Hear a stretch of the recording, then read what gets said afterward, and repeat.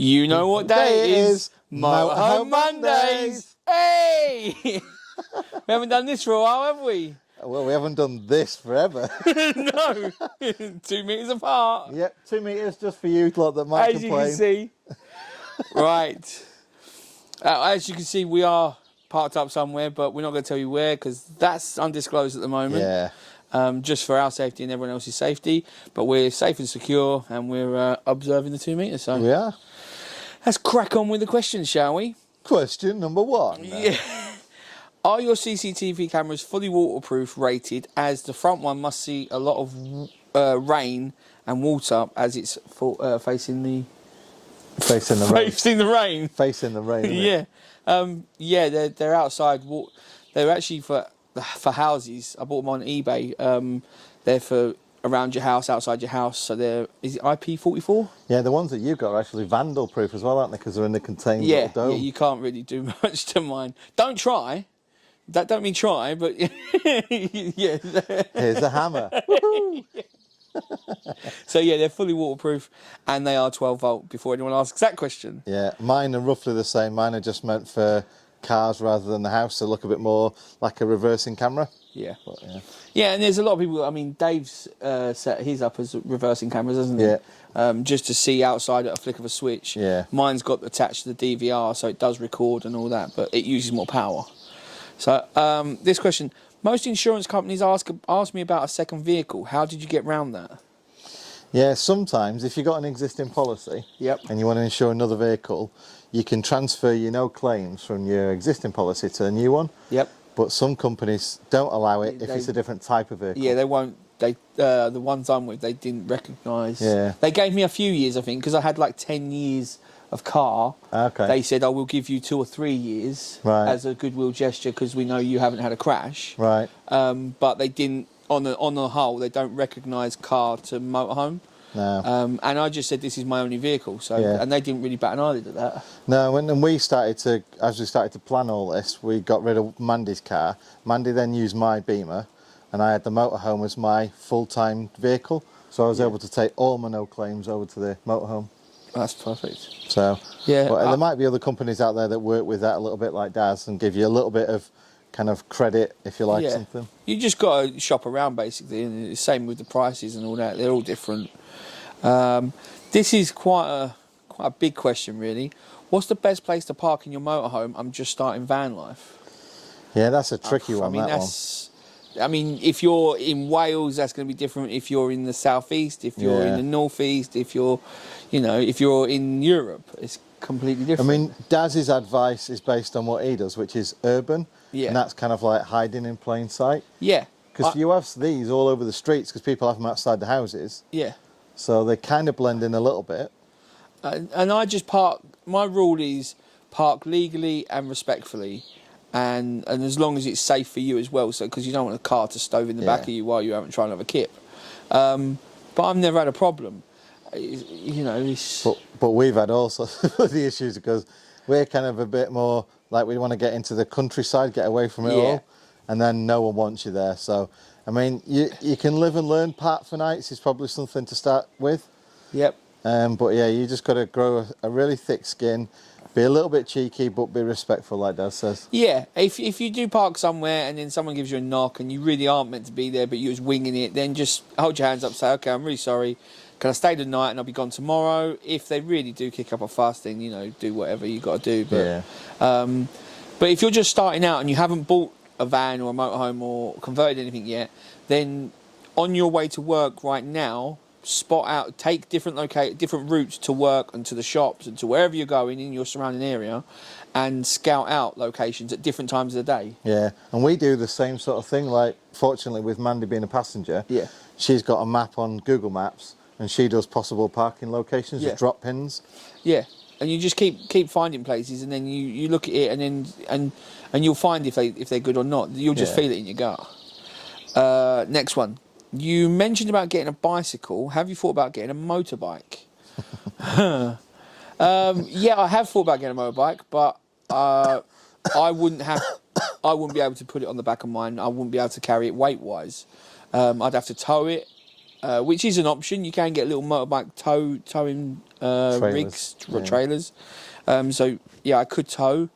You could even get the ones where you put a tow bar on the back, and then the rig sits on the back of the van.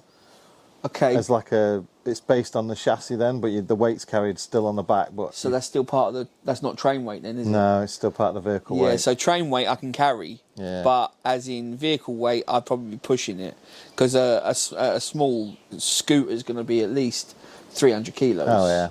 You know, so, but I think I'm going to start with a bicycle, and then I might move over to the electric bikes as a, happy medium between bike and scooter. I'm trying to convince him to get the electric bike. Yeah, because you can always turn the electric off while you kind of get yourself on. Yeah, so I mean, I've got enough solar and enough power to charge them, and not a problem with that. It's just stumping up the cash to buy one, really, isn't it? Yeah. So. Next question. Can you give any advice on what sort of camper van or motorhome to buy? I'm willing to spend £15,000. One of them. Yeah, one of them. I haven't done anything else. I haven't been in a camper van. You have. Yeah. I haven't been in a self-converted van. You've built one of them, haven't you? Yeah. So you've got more experience on them, but I've said it all the time, and I keep saying it doesn't matter what it is, what the engine is, or anything like that. Obviously, you want it to have service history if possible and look in good condition. But apart from that, I didn't give a damn about the front end. I just worried about the layout. That's all I worried about, because I can hands down say the layout hasn't affected me in any way. It is exactly for my needs, so I don't get claustrophobic. I don't worry about it. I don't find too small. Yeah, you are quite unique on the fact that you've bought, mind you bought it for a specific need that's not changed. Yes. Whereas ours changed 3 times, which is why the van's changed 3 times, sort of thing. Yeah, and people's needs do change. Yeah, and if you're a single person, and I know you are, but if you're a single person with minimal needs, and you don't need a lot of space, then maybe a T6 with a pop-top roof, T5 with a pop-top roof, or like we had, the Fiat Ducato Citroen Relay, that kind of thing, is good enough for you. So yeah. It's just about going. I mean, again, you can go to, not currently because they're not running, but you go to these motorhome shows and caravan shows, and even go to the caravan shows because they're the same layouts. Yeah. And you go and look at all these layouts and you imagine your lifestyle. Again, I go back to the way I've already said it is, if you're a mountaineer, you're going to need all the gear to climb mountains. Yeah. If you're a person that sits in and watches Netflix and eats a bowl of popcorn, you're going to want a big sofa. That's the way, so you're going to buy what you need.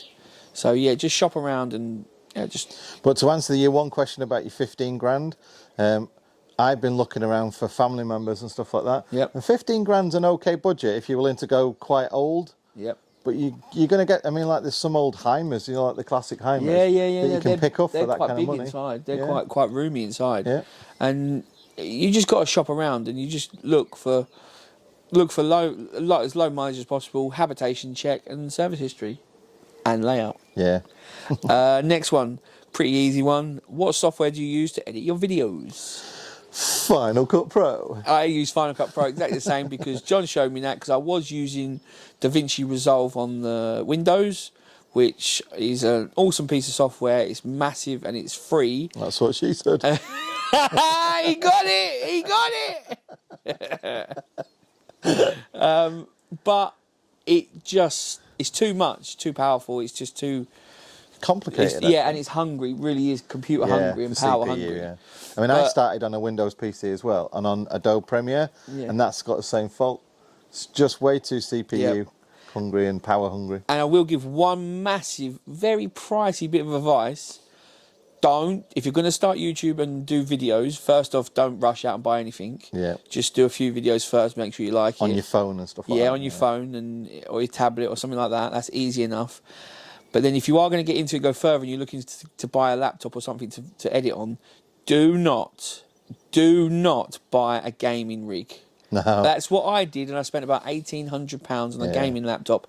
And for gaming, it might be great, but for video editing, it sucks. Absolutely sucks. Yeah. I've got what John recommended is a reconditioned MacBook, which is a 2012 MacBook. So that's 8 years old.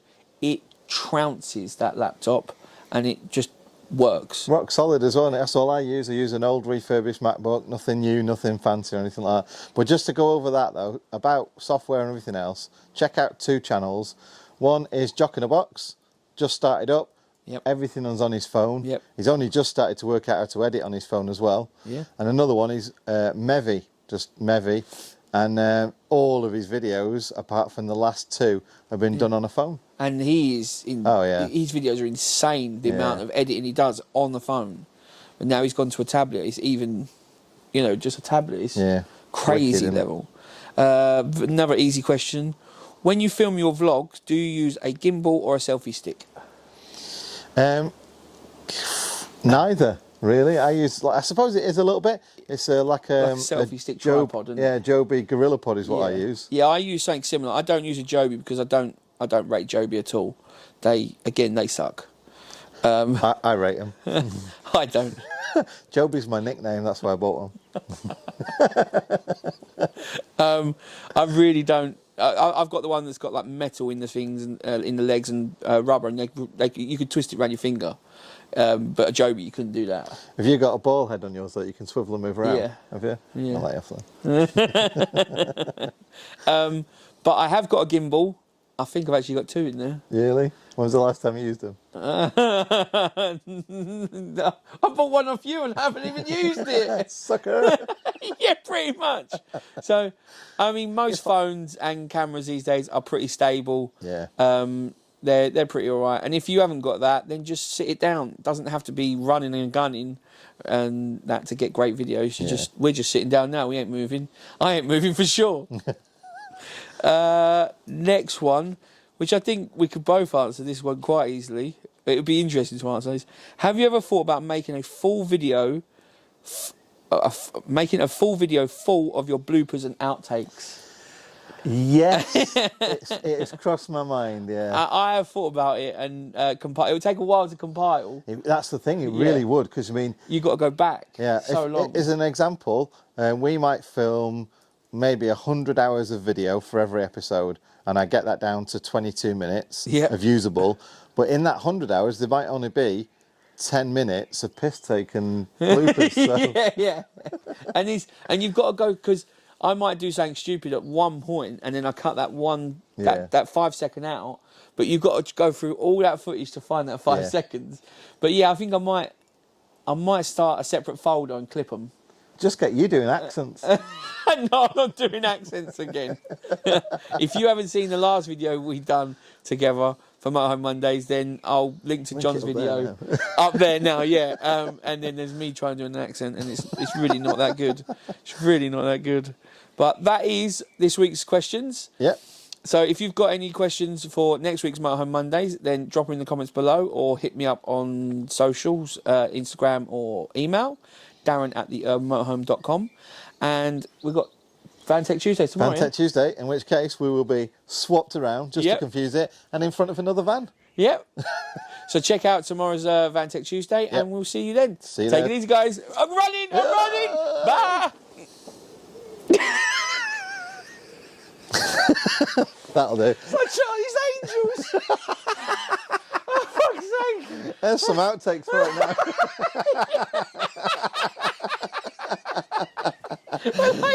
like that. Charlie's Angels.